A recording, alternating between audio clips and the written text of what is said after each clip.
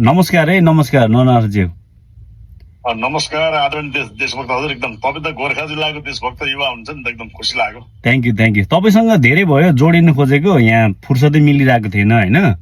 अनि हजुर हिजो अस्तिदेखि अब एकदम तपाईँको नाम एकदम बाहिर धेरै चर्चा भइरहेछ। तपाईँ अहिले श्रम संस्कृति पार्टी त्याग्नु भएछ होइन। अनि त्यो विषयमा चाहिँ धेरैले चाहिँ खास किन हो, उहाँ जस्तो व्यक्तिले चाहिँ श्रम संस्कृति पार्टी किन त्यागेको हो, यो कुराले श्रम संस्कृति पार्टीलाई चाहिँ धेरै ठुलो धक्का पुग्ने भयो भनेर चाहिँ भन्नुभयो होइन। त्यही भएर के रहेछ एकचोटि छोटो तपाईँको मुखबाटै सुनौँ भनेर के।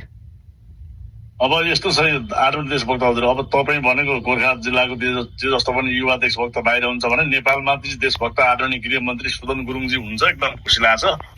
अब कुरा के भन्दाखेरि श्रम संस्कृति पार्टी खोल्नुभन्दा अगाडि हाम्रो राय सल्लाह अनुसार चाहिँ अध्यक्षजीसँग चाहिँ सल्लाह गरेर पार्टी खोलिएको। अब त्यसमा चाहिँ हाम्रो सुरुमै चाहिँ हर्क सामुजी र मेरो मात्रै कुरा है। फेरि उहाँसँग मेरो कुरा भएको थियो। अब तपाईँलाई वरिष्ठ नेतामा त्यहाँ उ गरौँ न, अब अरू भनेको यस्तै हो नरनाथजी भन्नु ल ओके भनेर चाहिँ त्यहाँबाट हाम्रो सहमति भएको थियो दुईजनाको। अब अहिले यो हर्क सामुजी पछि पछि हिँड्ने ती दुई चारजना भाइ बहिनीहरूलाई थाहा छैन बराबर, उहाँहरूको आन्दोलनमा छ, उहाँलाई म दोहोरिदिनु। तर सबै कुरा चाहिँ हर्कजीकै गोजीमा छ क्या। मेरो वरिष्ठ नेता पनि गोजी उहाँकै गोजीमा लिएर हिँड्नु भएको छ। मेरो ठाउँमा चाहिँ सुदन किराँतीज्यूलाई ल्याएर राख्नु हो, ठिकै छ। अनि पछाडि नरनाथले विरोध गर्नु भनेर उहाँले के भन्नुसम्म भ्यायो भने उहाँ वरिष्ठ नेता होइन है सुदन किराँती, उहाँ चाहिँ वरिष्ठ अगुवा श्रमदाता हुन् भनेर उहाँले यस्तो कुराहरू पनि गर्नु ठिकै छ भइगयो। अनि किन पर जान्छन् मसँग किन बोल्दैन भने कुरा त्यस्तो रहेछ। त्यो भएर अलिकति यसमा यो पार्टीभित्र बसेर उचित हुन्न। म भनेको एउटा राष्ट्रभक्त देशभक्त, म भनेको एउटा यो देशको चाहिँ माया गर्ने हो नि त, यो देश बचाउने हो। राष्ट्रवादीहरू चाहिँ राष्ट्रवादी देशभक्तहरू चाहिँ कुनै पनि चाहिँ हुन्छ नि त्यस्तो चाहिँ अराजक गतिविधि निम्त्याउने, जथाभावी बोल्ने, सदन पार्लियामेन्टभित्र चाहिँ सभामुख ज्यूलाई चाहिँ बडा बिचरा उहाँलाई चाहिँ अपमान गर्ने, मर्यादा पालकको धजी उडाउने त्यस्तो कार्यशैली उहाँबाट त्यो देखिएपछि यो हामी राष्ट्रवादी यो पार्टीमा बस्नुहुन्न।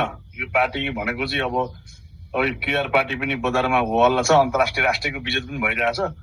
म जस्तो राष्ट्रभक्त देशभक्त एउटा संघीय गणतन्त्र लोकतन्त्र जनयुद्ध लडेर यत्रो गणतन्त्र ल्याएको गणतन्त्रका फुलबारी हो नि त हर्क साम्पाङहरू भने होइन। हर्क साम्पाङहरू भनेको चाहिँ गणतन्त्रका फुलबारी हुन्। गणतन्त्र पिता प्रचण्डले भन्नुहुन्छ नि गणतन्त्रका फुलबारी हुन्। फुलबारीले नि यस्तो चाहिँ बदमास गर्न थाले, फटाइ गर्न थाले, लाखौं लाख नेपाली जनतालाई केआर पठाएर चाहिँ केआरबाट चाहिँ लाखौं लाख पैसा करोडौं पैसा चाहिँ असुल गर्न थालेपछि अब यो त भोलि बन्द पनि छ। राष्ट्रवादी देशभक्त नरनाथ गौतमको त इज्जत प्रतिष्ठा छ नि त होइन। अब अहिले त्यो श्रम संस्कृति पार्टीले केआर प्रचार गरेर दुनियाँ पैसा चाहिँ असुल गरिरहेको छ। अन्तर्राष्ट्रियको विजय त भयो क्या।